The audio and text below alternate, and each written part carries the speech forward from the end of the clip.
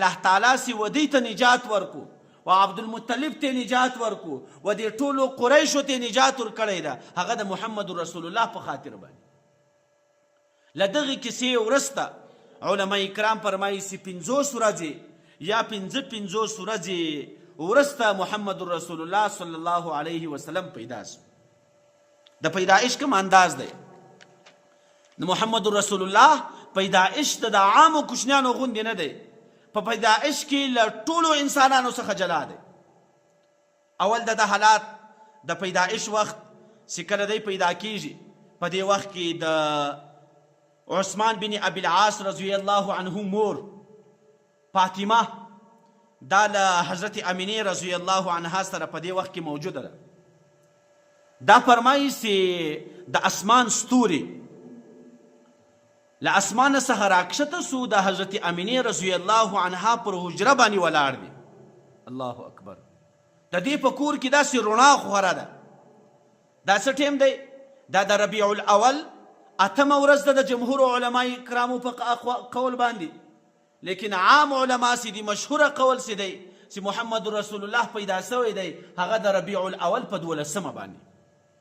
دا د محمد رسول الله د پیدایش وخت دی، یا د ربیع الاول په 12مه باندې یا په 8مه باندې. لیکن د پیدایش په وخت کې دغه فاطمه چې د حضرت عثمان مور ده دا وی له اسمانه څه ستوري راکښته سو د حضرت امینې چې کومه خونه ده د هغې پر چت باندې ولاړ دي.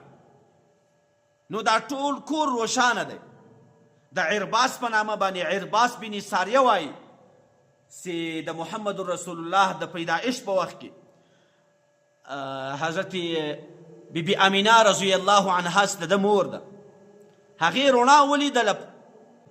د شام ماڼۍ چې ده هغه روښانه سوله، او د بصره چې په شام کې یو شهر دی د هغه په بل روایت کې راځي چې هغه روښانه سول. پر دواړو قولو باندې ځان ته علما کرامو خپله توجیه په دواړو کې کړې ده. اوس چې دغه له اسمانه څه ستوري راکښته کیږي د حضرت امینې و کور ته د دې څه وجه ده؟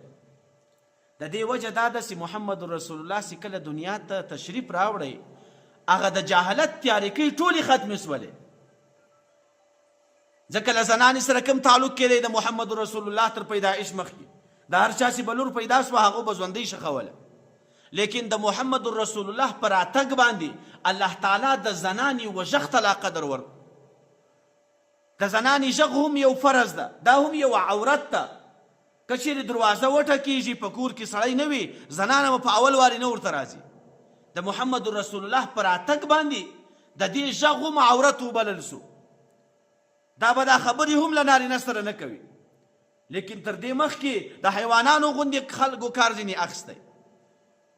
نو چې له اسمانه څه ستوري و د حضرت امینې و کوټې ته رارسېږي او دلته رڼا خورېږي، د دې وجه چې شته د دې وجه دا ده چې د محمد رسول الله په راتګ باندې هغه جهالت ختم سو.